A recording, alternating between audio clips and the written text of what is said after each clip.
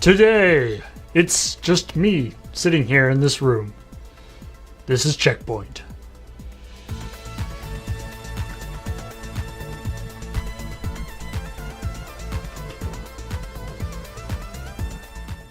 Hey everybody!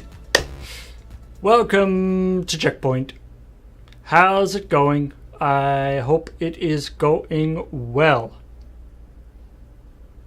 What's going on here? So, sorry,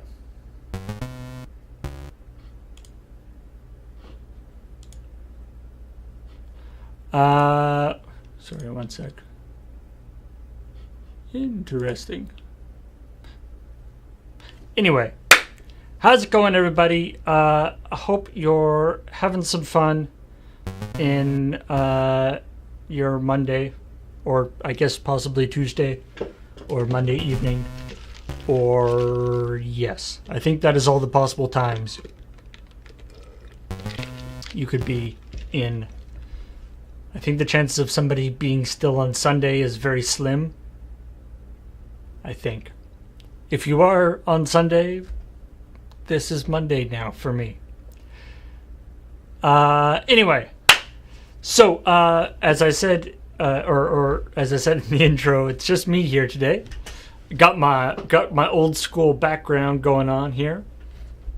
I'm just sitting here. I'm in Studio A, and Graham and Kathleen are away today. Graham's coming, or they're down. Kathleen's busy, and Graham's at TwitchCon, coming back, I think. So or something. But anyway, Graham and Kathleen aren't here to do the story, so I figure what we'll do is kind of like, and we've done this before, but this is kind of like what I do with Graham and Kathleen before Checkpoint. When we write the stories throughout the week, I'm looking at stories that show up on Polygon or Kotaku or Gamasutra or various other video game blogs, and I'm marking them and doing things. And then on Monday, Graham and Kathleen and I go over those stories and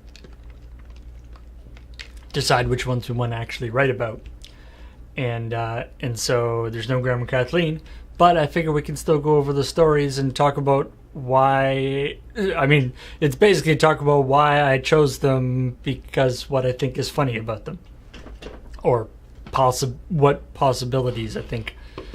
But before we do that, we should talk about some subscriptions, because there are some, like Vegetalis 4 subscribed for 4 months in a row and says, woo, Paul Point.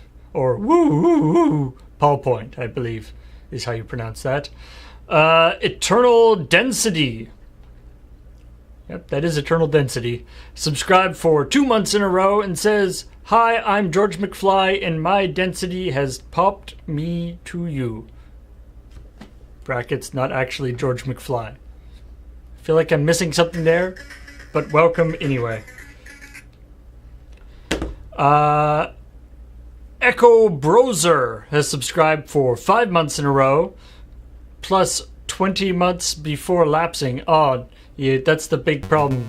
Although I hear there was rumors that Twitch was going to be changing the numbers subscribed to total amount subscribed, not just unbroken, which would be nice. Anyway, welcome for the 5th month or the 25th month, depending on how you count it, Echo Broser. UDW Storm for 13 months in a row, welcome. Quentin Dreaming for 11 months in a row, welcome. It says it's almost been a year and it really doesn't seem like it. I know it's true. Lord Gallad for 2 months in a row, thank you very much. Gypt for 13 months in a row says, another year of Amazon Prime, another year of supporting Lure with my free subs. Thank you very much, and thank you to Amazon. ResidDK for 9 months in a row, celebrating a sub baby with a change in username. It's pronounced Result Decay. See, if you put the how to pronounce it at the end of the message, I've already said it by the time the message comes along. Result Decay. Oh yeah, result and then DK. I get it. For 9 months in a row, welcome. Margie RG. Sure. For 5 months in a row, says, as much as I love regular checkpoints, these chill points are great too. I'm glad this is the sort of place we can do so many things well. Thank you. And Drazvin for 2 months in a row. And Emergent OS is a new subscriber. Welcome, Emergent OS. And,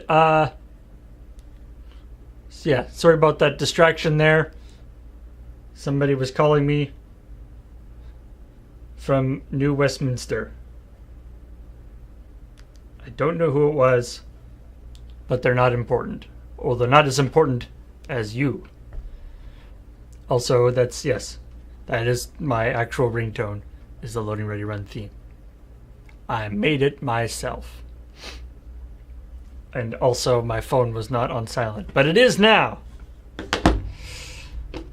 Yeah. Unfortunately, I tend to get a lot of fake telemarketer type phone calls.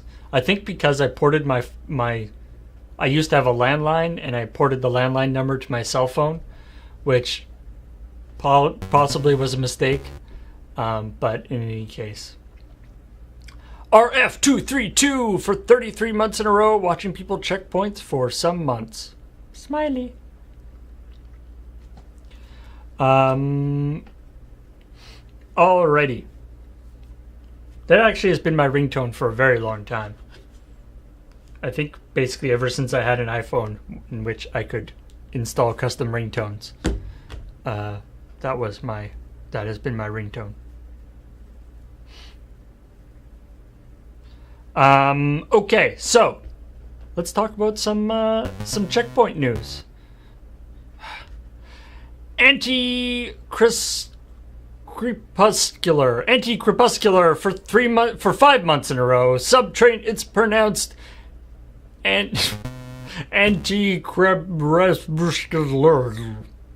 BTW. Thanks for the pronunciation guide. And add codec for 2 months in a row, says Yay Paul. Okay. So, let's get started with, of course, something that we've talked about on Checkpoint before. Super Mario Brothers speedrunning. That's right. The Super Mario Brothers speedrunning record has been beaten once again. Which, a speedrunning record being beaten is not that unusual. The Super Mario Brothers speedrunning record is something that I have not personal. It's not like I have super personal insight into, but I do have interest in it because it is a game that is very close to the maximum, the fastest theoretical speed.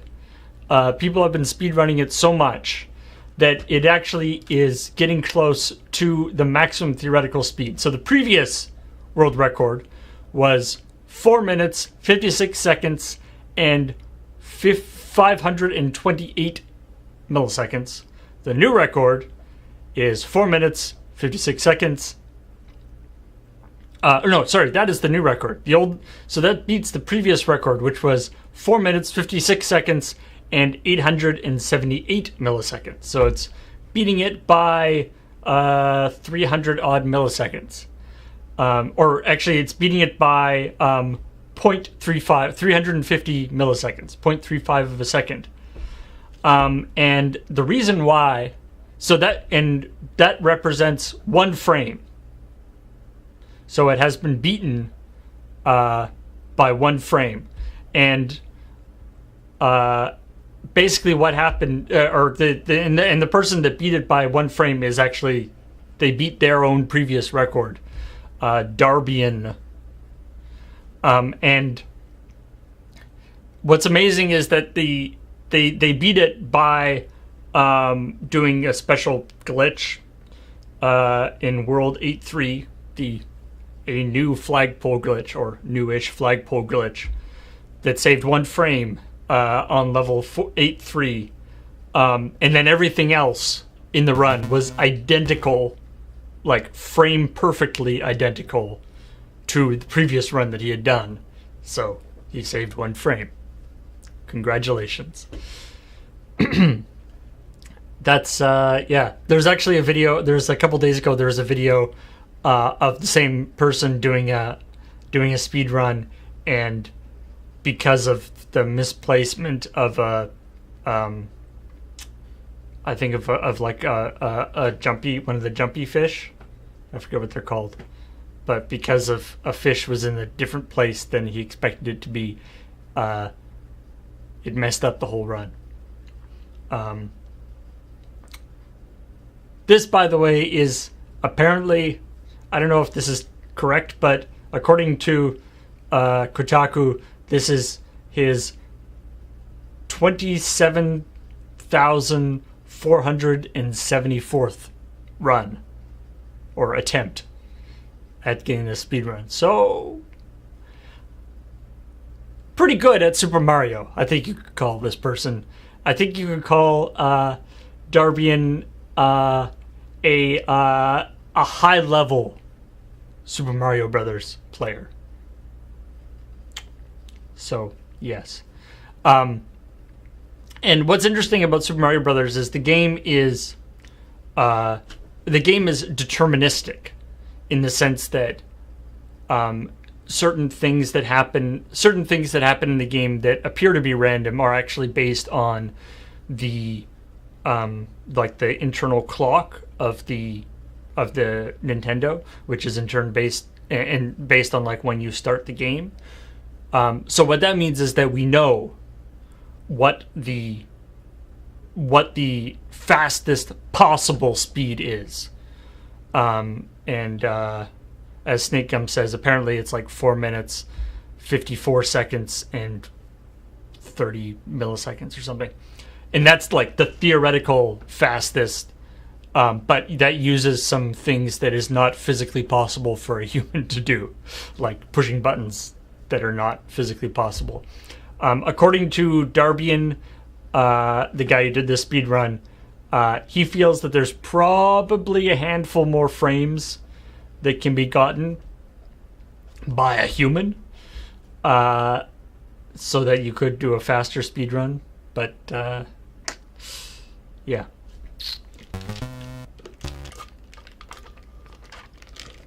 All right, Scalakitty for 35 months in a row. Oh, welcome. Oh shoot, I had the chance to resub during the rarest of checkpoints, so I gotta.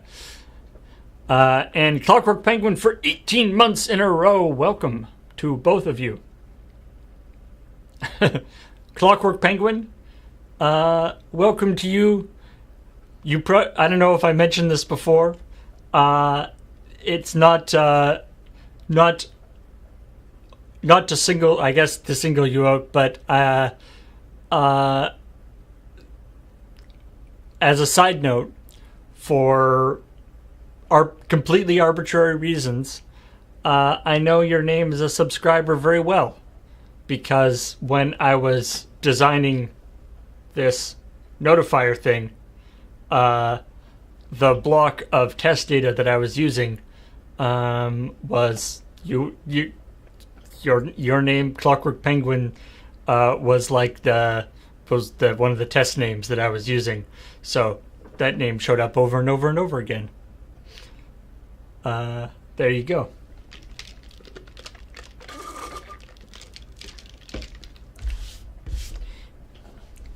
That's not a commentary on anything about Clockwork Penguin, or that I chose that name above all others for some reason. It just happened to be the one that happened to be the name that was like at the top of the list when I started doing the testing. And Just a Conspiracy, thank you very much for many bits. Or many single bits. And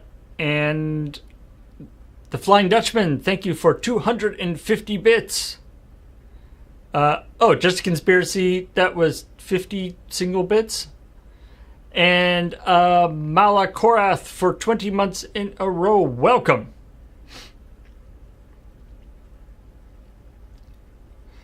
All right, what else we got here? So the Super Mario thing is just I find it constantly fascinating. This thing where where the speed runs are literally, we're talking frame perfect.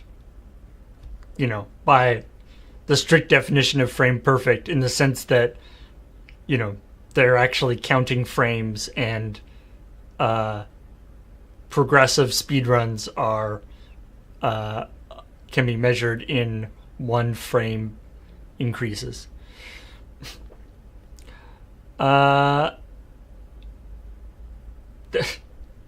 Just a Conspiracy, you're messing up the formatting of this. It makes it harder to read with all your single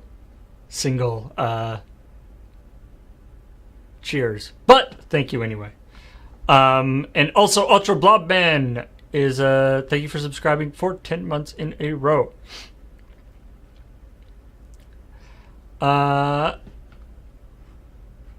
Okay, so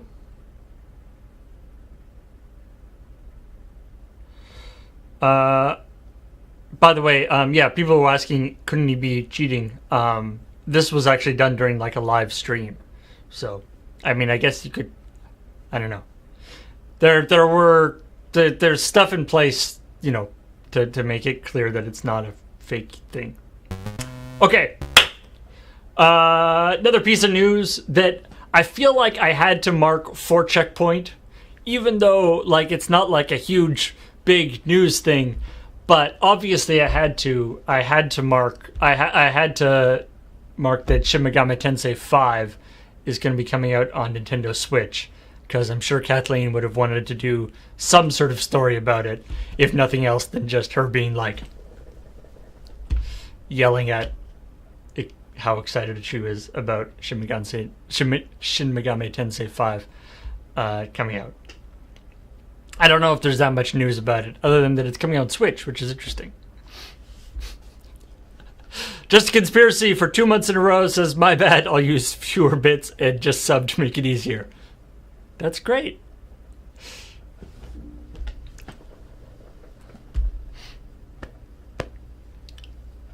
I mean, I'm assuming that everyone has been tweeting at her about that, but anyway. Other news. The Analog Super NT. The what? I hear you ask. The Analog Super NT. So the Super NES Classic that just came out that Nintendo made that can play 20 or 20 games. And it's been, tricky to get and all that kind of stuff. Well, there's a company called Analog,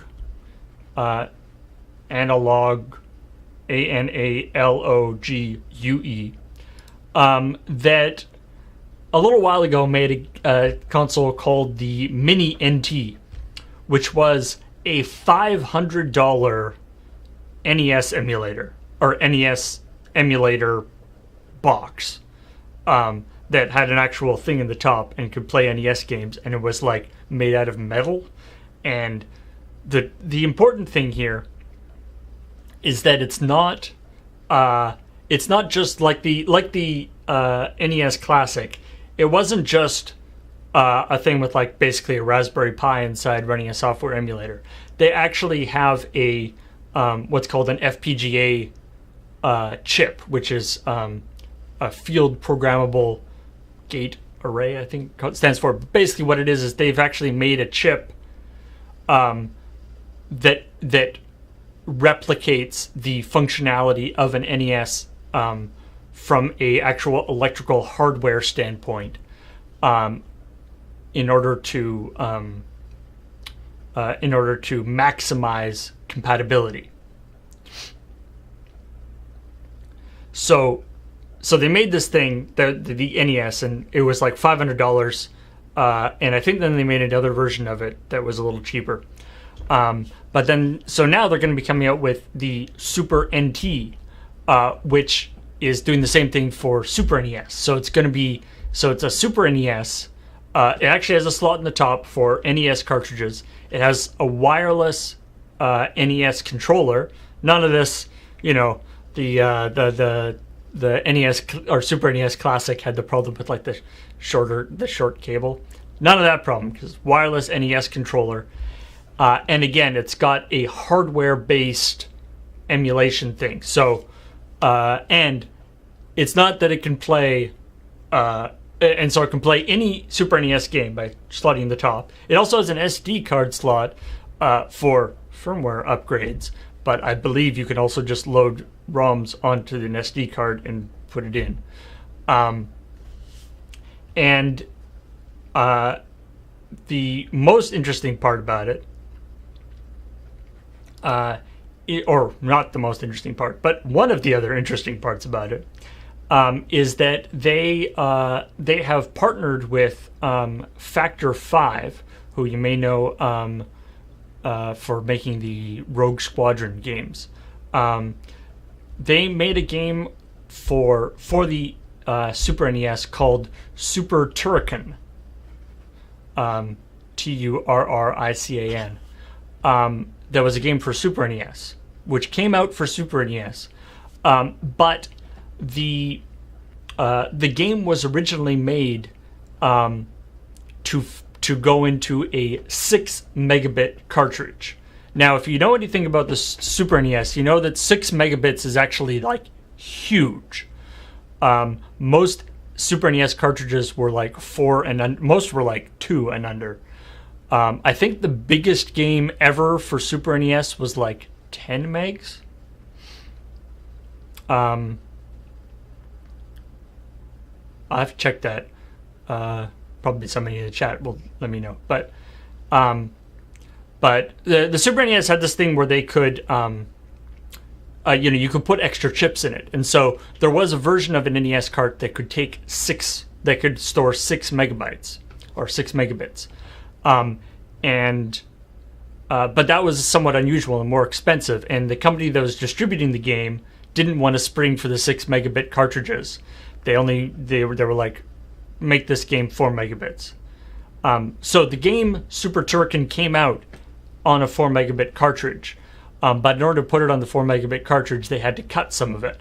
But the original version of it was the Factor 5 still has it, or still had it, and has kept it over the years. Yes, Tales of Fantasia. 48 megabits. Wow. I did not realize that. Wow. There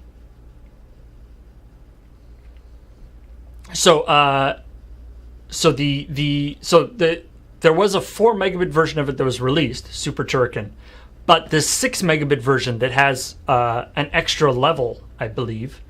It has new music, new enemies, improved sound effects, improved graphics, and an never before seen final level. Is now going to be released with this Super NT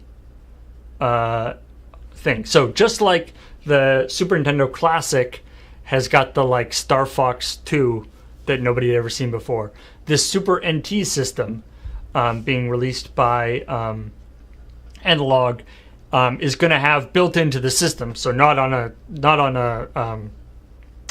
a cartridge or anything. It's actually on the ROM of the system is going to have this never before seen version of Super Turrican. So I've never played that game, but if it is a game that is interesting to you, then check it out.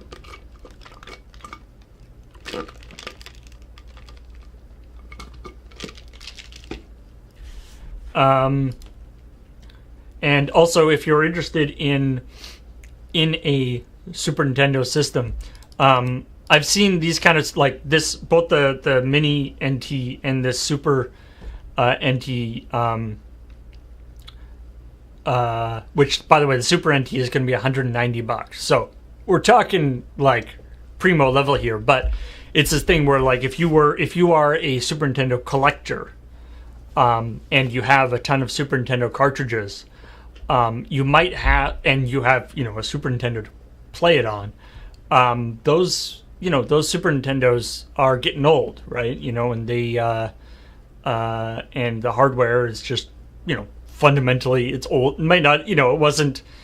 It was consumer level hardware to begin with, and so a lot of those Super Nintendos are starting to die, and so this is a way to play those in the most authentic way possible, and not only the most authentic way, but also improved, because this actually does 1080 output, zero latency, because it's doing it in hardware. So we're not talking no emulation here, and theoretically as perfect as it can be replication of the Super Nintendo hardware. So if you're a big Super Nintendo aficionado, this is the thing to get.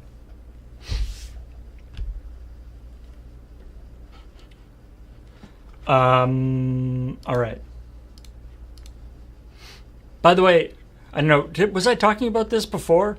That I was reading an article a while ago about how the whole cartridge thing on the Nintendo and the Super Nintendo worked, where they could like add chips to it, and that's where you end up with like the Super FX and those kind of things, where basically they could add capabilities to the individual games, in almost in this, and it basically operated almost kind of like this, the kind of mid-generation update, like the Xbox One X and the PlayStation 4 Pro, in the sense that the console actually could get better because the new chips it got to the point where the new chips that were enclosed in the cartridges, like the Super FX chip, was more powerful than the actual processor of the Super Nintendo.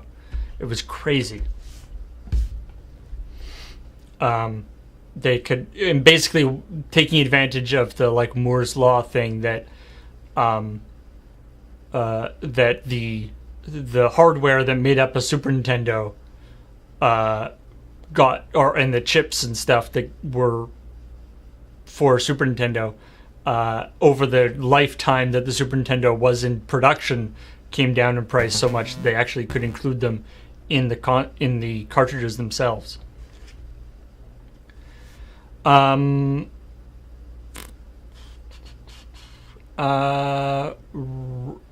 Rendell Knapp for 9 months in a row says it's like you did Kathleen's story for her. Thank you. And Mega Flycraft for 4 months in a row said, I had money, now you have it, enjoy.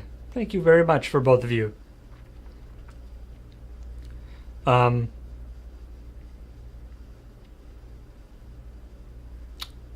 Yeah, kind of the same way the Sonic Knuckles thing. Yeah,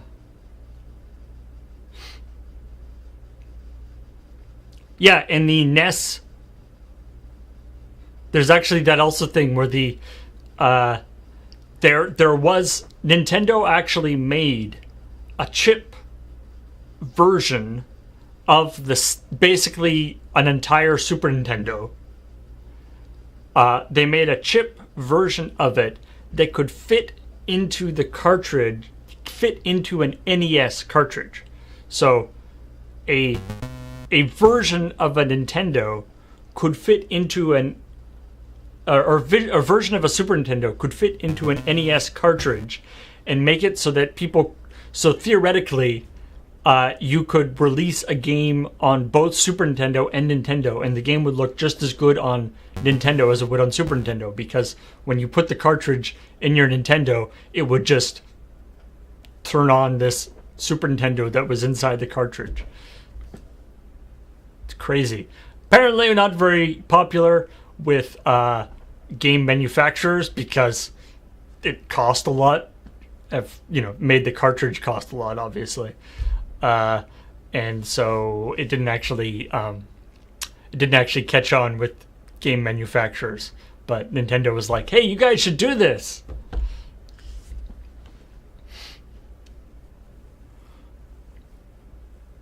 All right.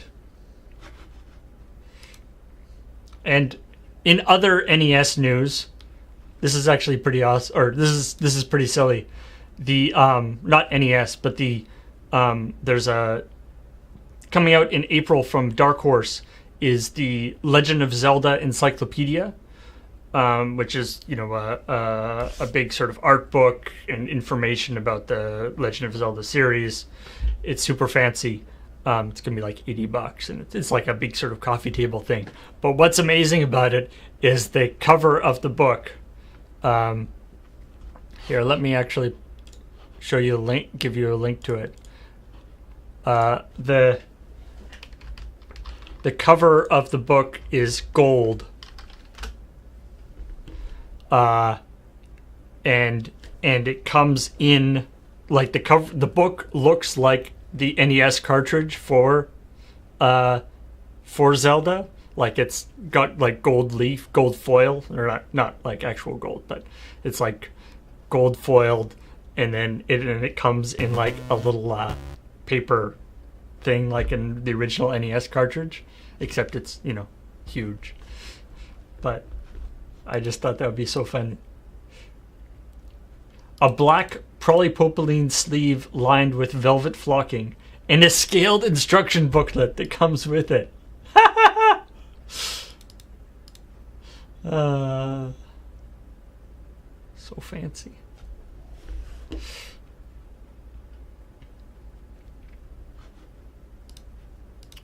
All right. Man, a lot of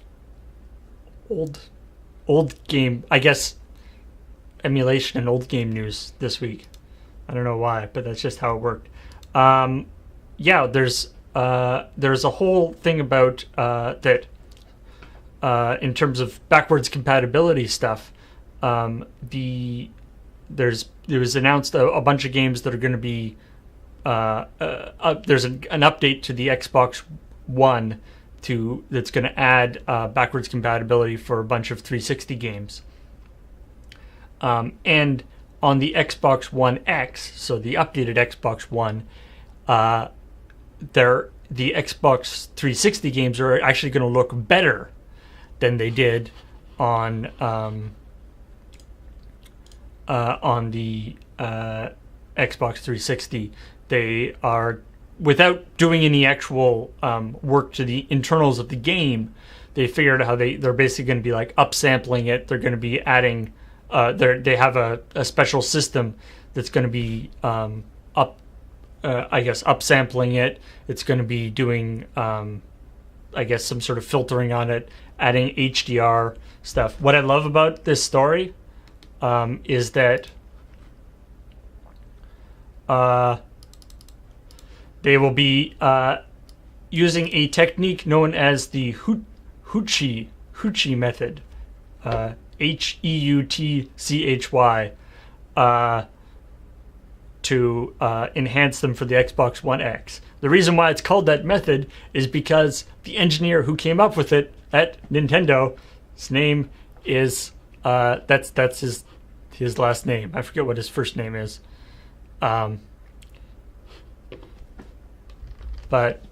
yeah, it's pretty sweet to have a whole Eric Heuchy. It's pretty cool to have the method named out. It's like, why is that the name of it? Well, it's because I thought of it, and that's my name. That's pretty cool. And there's actually a really interesting story here. I'll post about it. There's that link there. There's a really interesting IGN article all about the process that they went through to add backwards compatibility to the Xbox One. Basically trying to figure out, how to do it, what would be possible, how to set up, because of course the, as we were talking about with the Super NES, we've got Super NES emulation is pretty much locked in now. Like we can emulate that both in software and hardware, but obviously a Super NES is like a really, really old system. A 360 isn't that old, and so but it is architecturally quite different from a Xbox One. Xbox 360 was a PowerPC processor, is a 32-bit processor. Xbox One is a x86 processor. It is a 64-bit processor. So it's a totally different architecture. And just doing it in software, there'd be no way to do to get it fast enough, to make it even the same as the original 360. And what they wanted to do was not only have it as good as the 360, but actually have it better. So, and so there's a bunch of interesting information about how they did that. And in fact, there's some stuff was added to the actual Xbox One processor right on the chip to make it work better for 360 emulation, which is pretty neat. So that's cool that they that was a priority for them to do. Backwards compatibility is often kind of an afterthought. And yes, the naming of the Xbox One X is dumb, but such is the way of things. Anyway, that article on IGN is quite neat. Check it out when you get a chance. Actually, my favorite part about it is apparently one of the first games that they tried to get emulating was Castle Crashers, because they figured it would be a real simple game to get working on the emulation, or at least a really it's not a huge doesn't require a huge amount of resources, because it's a sort of sprite based and sort of relatively simple graphically, and they part of the problem they ran into is that save games for the 360 version of it didn't work on their emulated thing. And so one of the devs in particular got really, really, really good at Castle Crashers and was the guy who basically generated all the saved games, or generated all the files that they needed in order to actually be able to test the game in all the different places. So there's an interview in this story where he's like, yeah, don't challenge me to a game of Castle Crashers.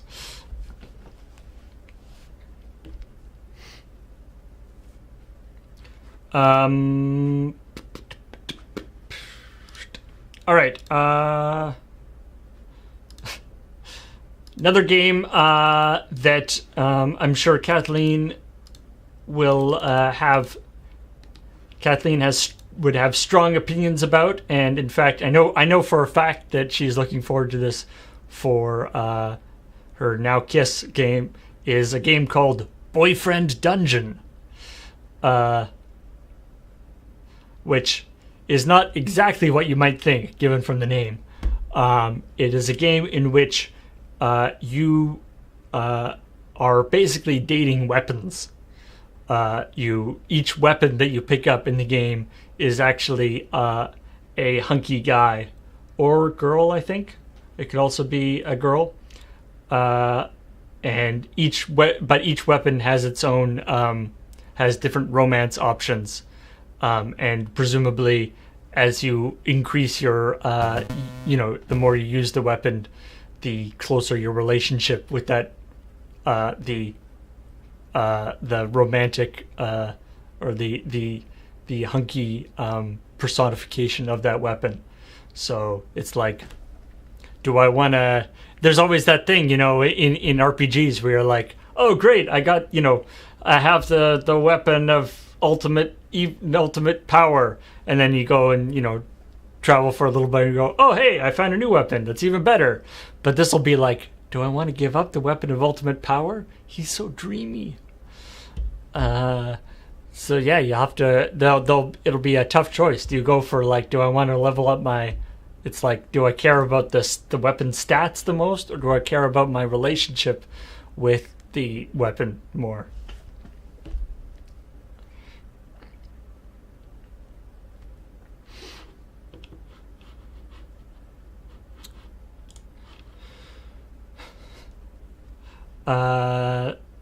So anyway, I know Kathleen. I know Kathleen is very excited about that game. Unfortunately, it's not coming out until 2018.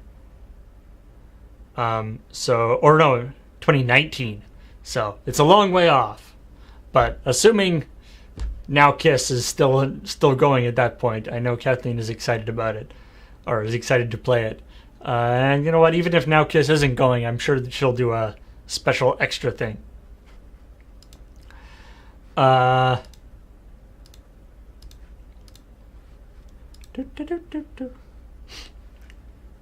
So there's a extremely, I would call it an extremely minor controversy that happened over the weekend. I guess this would have been the past weekend. There's a Hearthstone championship that happened in the Blizzard has built this new arena in Los Angeles, and so Blizzard has been really pushing for more like in-person Hearthstone gaming, and so there's this big Hearthstone championship that went on, and in the last, I think it was in the finals or whatever, there was this back and forth where one player to another player was I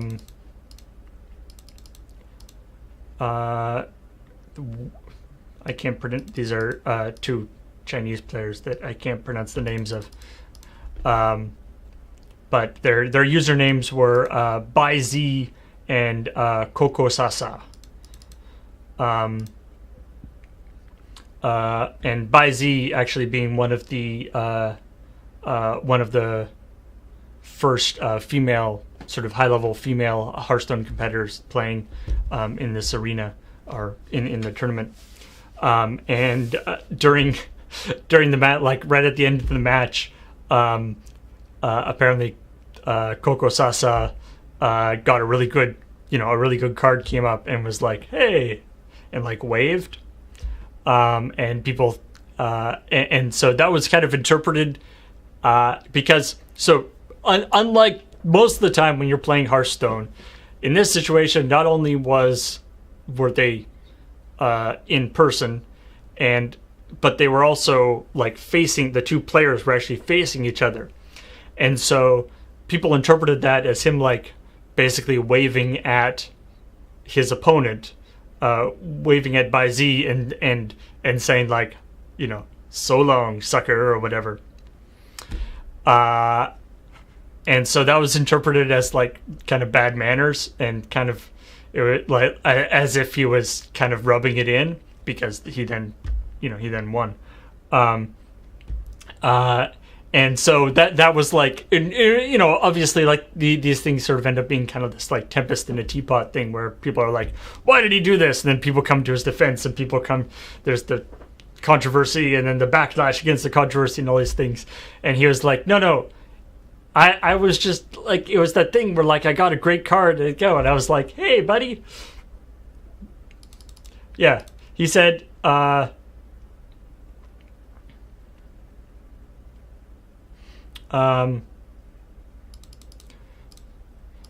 he was saying that his reaction, like when he plays it, are naturally expressive, and rather than waving goodbye, he was waving hello to that card, right?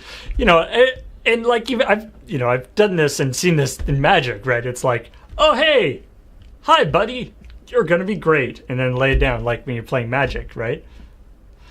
You're like, "Hello," and he was it was for this live thing, and so he was being expressive and stuff, And so, but it was misinterpreted because it's unusual. Like usually in a game of Hearthstone, you're not actually facing your opponent. You're just kind of looking at your thing. So anyway, I thought that was kind of funny that you end up with this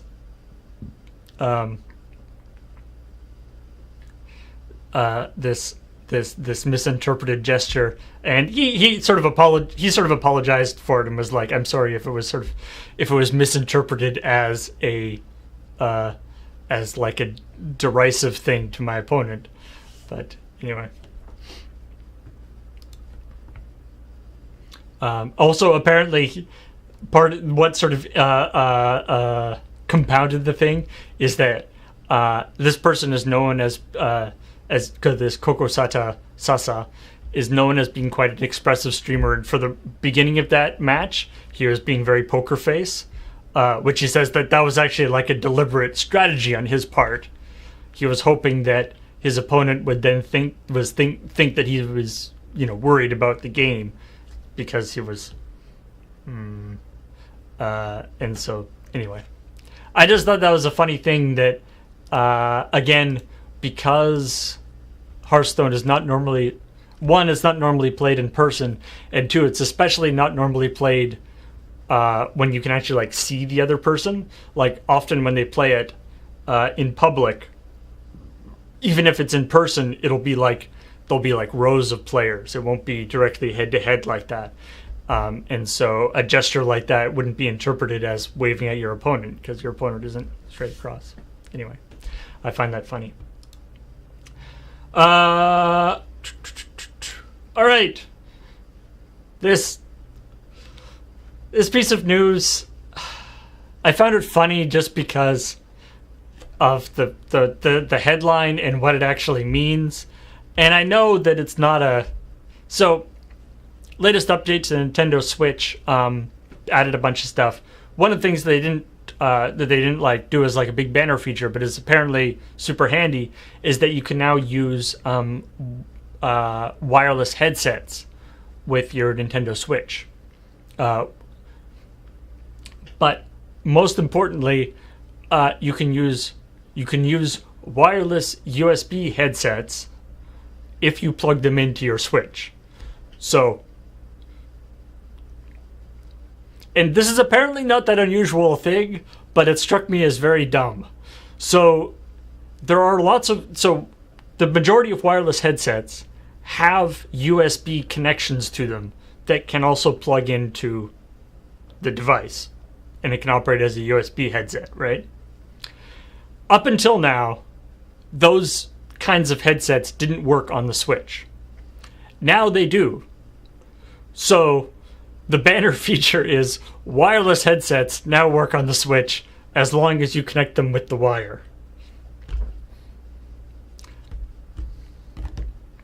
So wireless headsets work wiredly.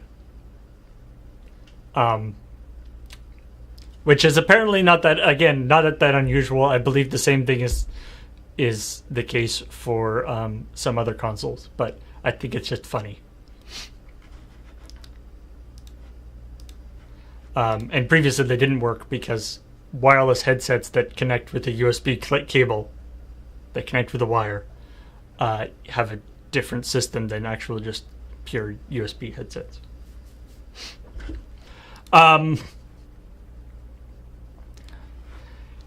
Mario Odyssey, which is coming out very, very soon, comes with a set of amiibo, or not comes with, but along with the release of it, they're releasing a set of amiibos of Mario and Bowser, at least Mario, Bowser, and Peach in like wedding outfits, which is pretty sweet. There's like, there's like Peach in a wedding dress and Mario and Bowser in tuxedos, and people have been having fun with, because of how they're posed. If you can just get Mario and Bowser and put them together, and it looks like they're hugging. But one of the things that the amiibos do is you can get those outfits in the game. And what's especially great is if you you get like you can get those characters with those outfits, but you can also get if you use the wedding the Peach wedding amiibo, you can give Mario Peach's wedding dress, and so he can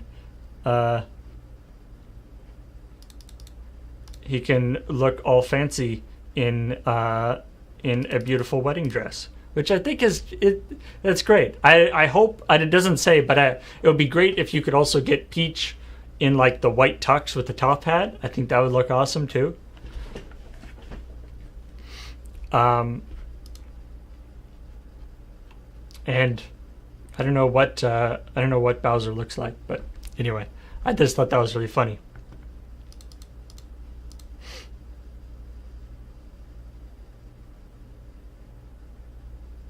Oh, and apparently you can actually unlock it without the amiibo. You can unlock that outfit,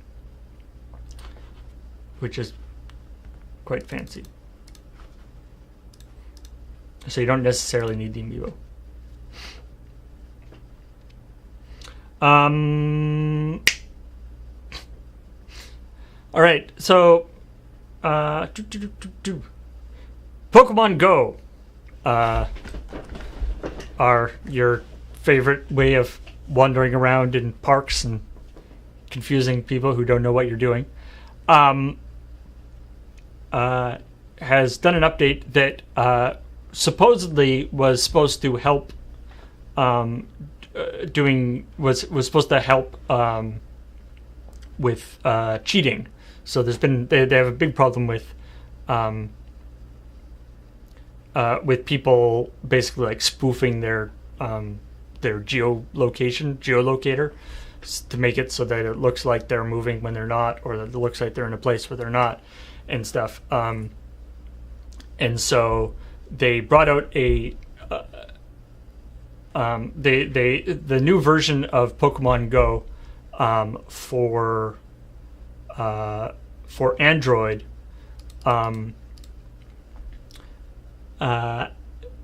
Actually added a new feature where, or a new thing where the game, if it detects certain software running in the background on your Android, because of course Android is a lot less locked down than iOS, than an iPhone or whatever, and so you can actually have sort of not hacking, but like spoofing apps running in the background on your phone, giving false data. And so if the Pokemon Go detects one of these apps running, presumably it has some sort of blacklist, then it's not that it won't give you the right info. Like previously, they've done things where like you can't catch certain Pokemon if it detects you're using one of these apps. But now, now they changed it so that the game just won't run. The game, like you boot up the game and it says we have detected software that can interfere with the operation of Pokemon Go. This includes applications that falsify your location, using unauthorized software directly impacts Pokemon Go and is a violation of the Niantic's terms of service. It can result in the loss of your account. You will need to uninstall any applications in order to continue gameplay. So it doesn't let you start the game at all. Which is, it's like, yes, good to get rid of cheaters, I guess. But on the other hand, obviously it's a little bit invasive, and to just not let you run the program at all. So they put that out, and then so for one thing, they've hackers, obviously this thing is like it's a arms race, right? So people who are hacking figured out what a way to work around this problem. But then after a while, after a few days, it turned out that it wasn't actually an issue, because Niantic seems to have rolled back this blacklist system. So so they sort of came on hard with being like, hey, you can't run this program if you're using these GPS spoofer apps. And then the people, were like, okay, doop, doop, doop, doop, doop, and a couple days later had basically circumvented their anti-cheating system. And then Niantic was like, forget it. We can't stop you, I guess. We'll not even bother.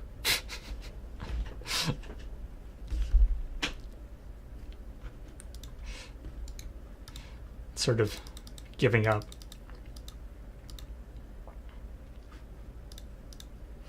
Boop, boop, boop, boop.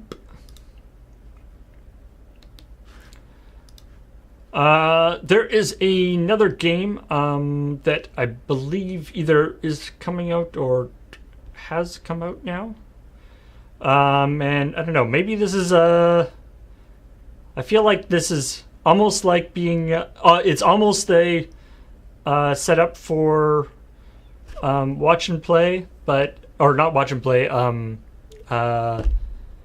Now Kiss, but maybe not. Maybe this is more of a maybe this is more of a Let's Note, because this game is called Doki Doki Literature Club, and it appears to be a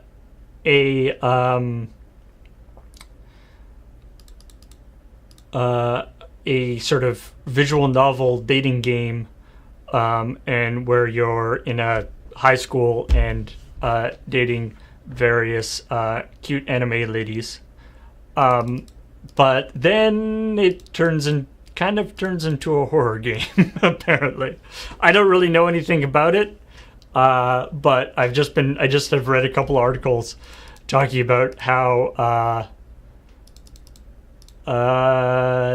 it does not follow, shall we say, that it sort of starts. It's made by who's the lead developer? Dan Salvato, who's clearly a fan of the sort of tropes in these kind of games. So it sort of falls into these tropes and then starts to kind of mess with stuff. It seems like a really neat idea. I don't know whether it's something that would be appropriate for Let's Nope or some other series, but it seems like something kind of fun to play. Yeah, Now Kiss Nope. It starts too slow for Let's Nope and isn't romantic enough for Now Kiss. It's possible. Apparently it kind of sneaks up on you.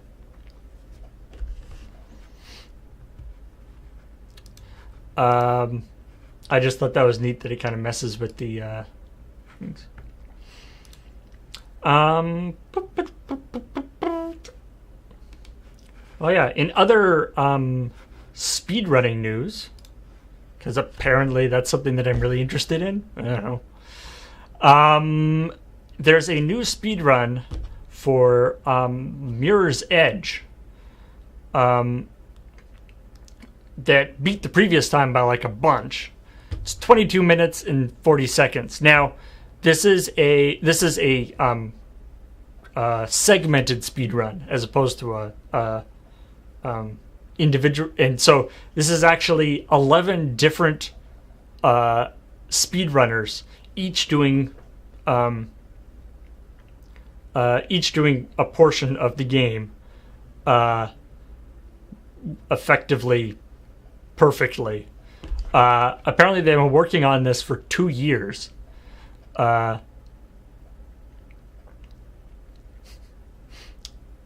They've been working on this speedrun for 2 years, and they credit 9 years worth of strategy evolution. And they say this is as close as we will ever.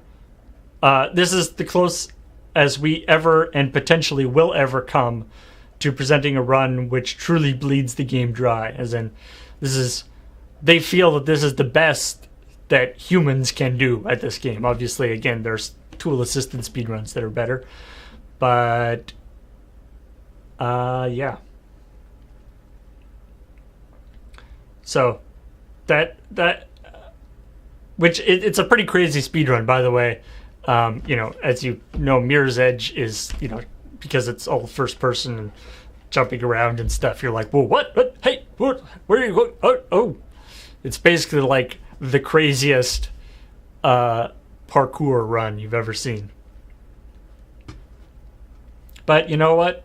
Maybe somebody will beat it.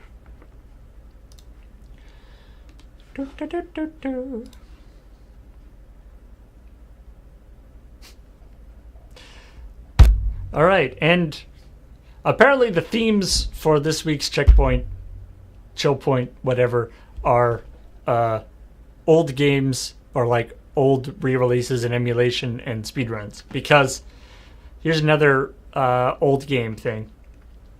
There are so there's two games that were they previously? So there's two games that were previously only released in a extremely difficult to find shareware form by Jeff Minter, who has worked on, say, Tempest 2000, Grid Runner, and Space Giraffe, if you are familiar with Space Giraffe. And recently his studio released Polybus for PS4. So anyway, he's been working in the field for a really long time. And there are two games that were previously only available in very hard to find shareware things are being re-released of his. The two games are Lamatron 2112 and Revenge of the Mutant Camels. This guy's his company, by the way, is called Lamasoft. He's very into llamas and camels.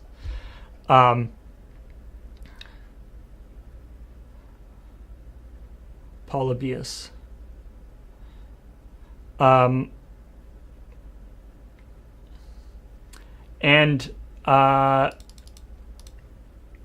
So they've finally been released. Like I said, they were previously only released in hard to find shareware versions, but now they've been released in what do you call it? Cartridge form for the Atari. The Atari Jaguar, sorry.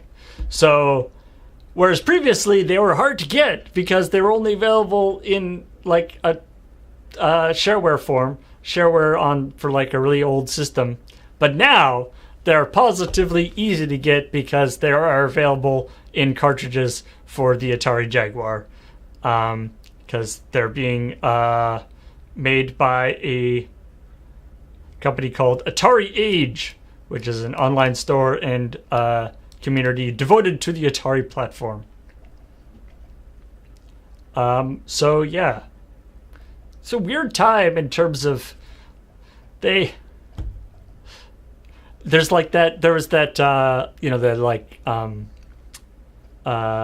Street Fighter game that's for Super Nintendo, or that like re-release of like Street Fighter that's coming out, all this stuff. There's this weird thing of like releasing either new games or old games that have previously not been released, but releasing them actually in like hardware form on cartridges. It's very, very strange. Oh, by the way, if you're a fan of Tempest 2000, Tempest 4000 is going to be, which is a new version of the puzzle shooter, will be in 4K and a new soundtrack, which is apparently coming out sometime before the end of the year on PC. So, all right, I think that's most of the news that I had to do. I think this is probably not relevant anymore, but during TwitchCon, those the Twitch, I guess they're called extensions, those sort of overlay things that Twitch has been, has just sort of recently put forward. they have they work they working with a company called Dust Force. They developed a working with Hitbox, who are one of the companies that developed Dust Force. They made a multiplayer game that is played in the as an overlay extension. Basically, apparently, on some of the TwitchCon streams, if you got bored watching the actual TwitchCon stream, you could like play a video game on top of it. Which seems very silly. And yes, as Lord Hosk says, new StarCon actually in development. I think there's like 2 new StarCons in development because the Stardock, the company that owns the StarCon license, has just come out with a pre-order for their new Star Control game. I think they currently just have the Super Melee version of it, but they've been talking about that. But then, additionally, the Toys for Bob guys have talked about that they're working on their own Star Control thing that is not part of the Stardock thing. So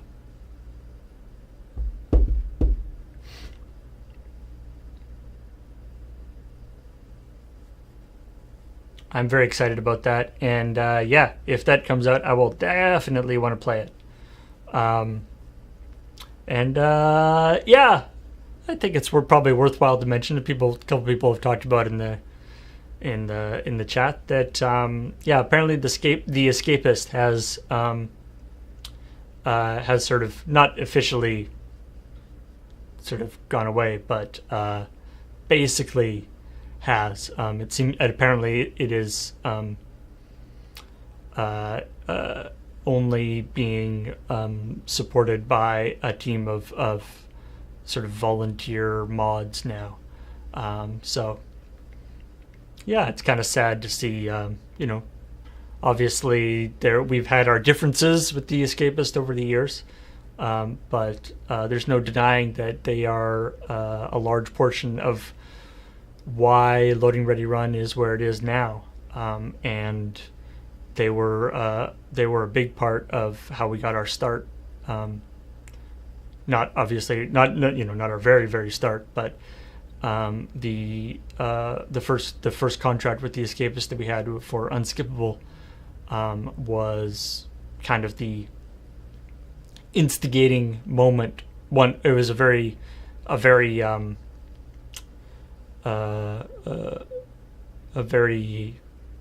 pivotal moment in the genesis of Loading Ready Run.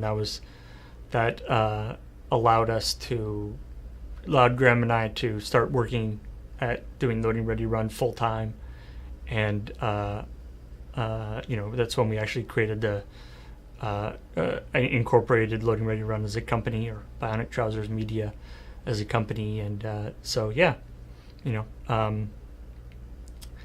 the Escapist, I mean, it's we left quite a few years ago now, and people left before us, and it was clear that the Escapist was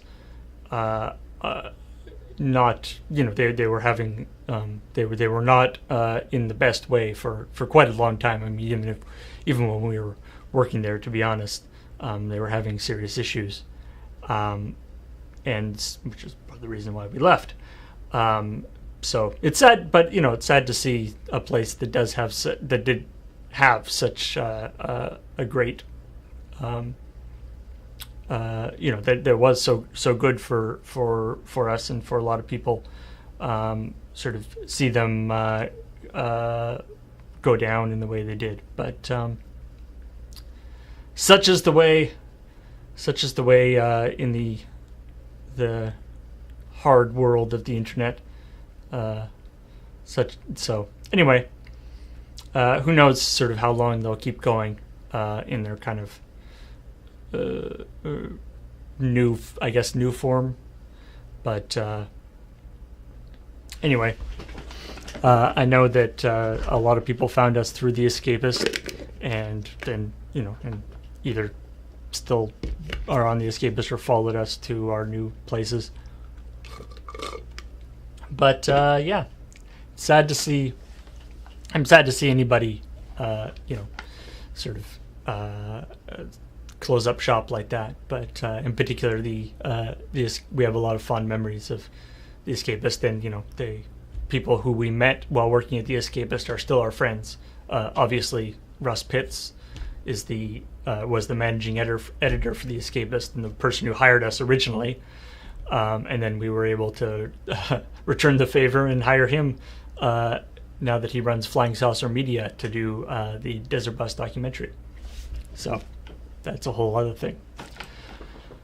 Yeah, so I think that's all. I don't know. There's this...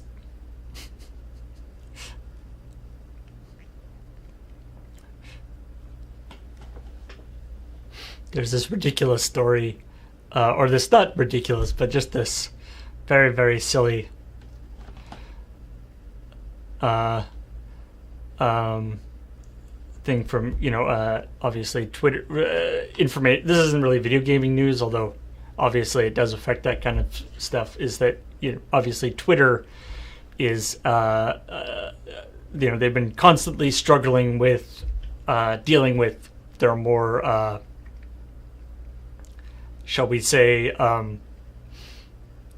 disruptive elements, people who are using it as a platform to do all sorts of nefarious things. And they've been, going sort of back and forth, and keep sort of talking about how they're trying to increase their, be better at moderation and enforcing their terms of service and all this kind of stuff. And nothing seems to really change much. And so they released this this blog post about how they're going to move, things that they're going to, their timeline for stuff. And so for some reason, I love this. I love this idea where they're like, all right, here's the timeline. As of October 27th, we are going to be no longer allowing non-consensual nudity, i.e., like Twitter accounts that post like either unwanted or secret or things of like upskirt photos or hidden webcams or like revenge porn and stuff. So as of October 27th, no longer good, no good, I guess. And then 6 days or 7 days later, as of November 3rd, organizations and groups that advocate violence are not going to be allowed. And then also on that same day, hate images and symbols, not going to be allowed. And also people putting forward unwanted sexual advances will be not allowed. So yeah, so get your whatever hate imagery and unwanted sexual advances in while you can, I guess, because as of November 3rd, no longer good. And then as of November 22nd, hateful display names will no longer be allowed. And then as of December 14th, content that glorifies or condones acts of violence that result in death or serious physical harm will no longer be allowed. So, good, I guess. It's just the idea that, that now, after however many years, they're like, okay, we're going to put our foot down next week. And it's like, wait, you could have done that at any time? Couldn't you have done it last week? Couldn't you have done it 10 weeks ago? It's just being like, yeah. As of 2 weeks from now, it's no good.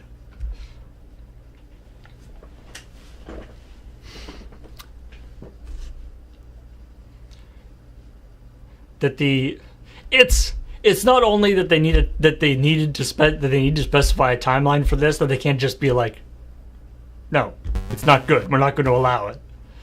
That they needed to specify a timeline, and that the timeline is so short that they're like, next week we're going to fix it. Then we're going to fix this thing. 2 weeks after that, we're going to fix everything else. 3 weeks after that, we're going to fix more stuff. It's like, wow, you guys are really, really going at it now.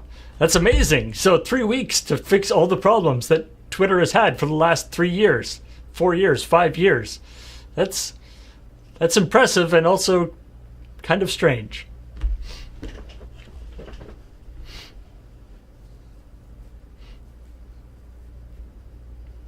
Anyway, I'm sure there's been, I don't know all the background details and stuff, and I'm sure various people have been writing articles about stuff. And as always, believe it when you see it. And there's all sorts of things about like who defines what is each thing and what's the,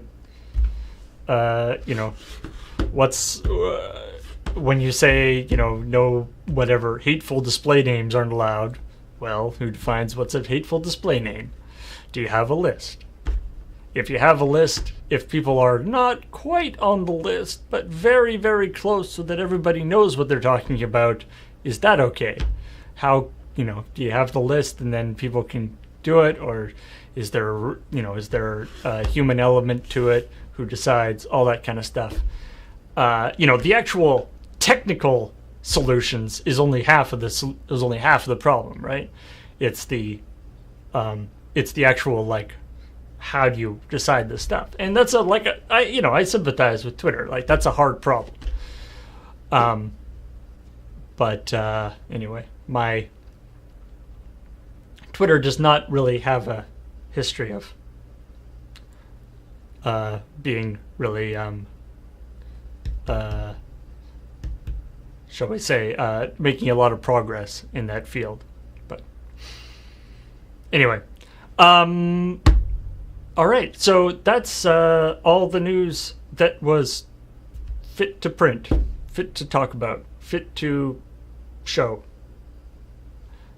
for this week. I'm sure there was other stuff, which, by the way, if you do see something that you think would be appropriate for Checkpoint, send us a tweet about it at Loading Ready Run, and put hashtag CKPT, as in Checkpoint. If we wanted a short hashtag, so more. So send us, if you see like an article on whatever, some website that you're looking at, that's about a topic that you think would be interesting, or that is, you think, not even interesting, but like funny, I guess.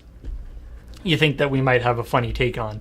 Because, of course, there's lots of important things that go on in the world and in the world of video gaming that we don't talk about on Checkpoint because there's just nothing particularly funny about it. That doesn't mean that it's not important. It just means that we can't think, if like some company going out of business or whatever, people being harassed out of the industry or something is bad, and it's important to, and it's big news, it's important news and stuff that should be talked about. But Checkpoint is, at its heart, Checkpoint is a comedy program. So, if we can't think of anything funny to say about it, we probably won't talk about it. But that being said, if you do see something that you think you would like to see our take on, send it to, tweet it at Loading Ready Run, hashtag CKPT, and that will I have a thing that picks that up, and so that I won't guarantee that we'll actually talk about it, of course, but at least that we'll put it on our radar as something to check out.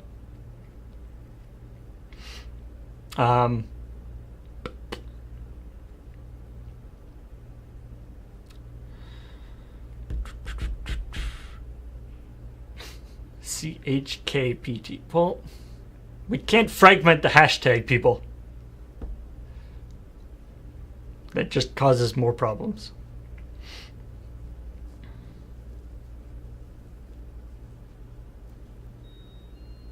Um,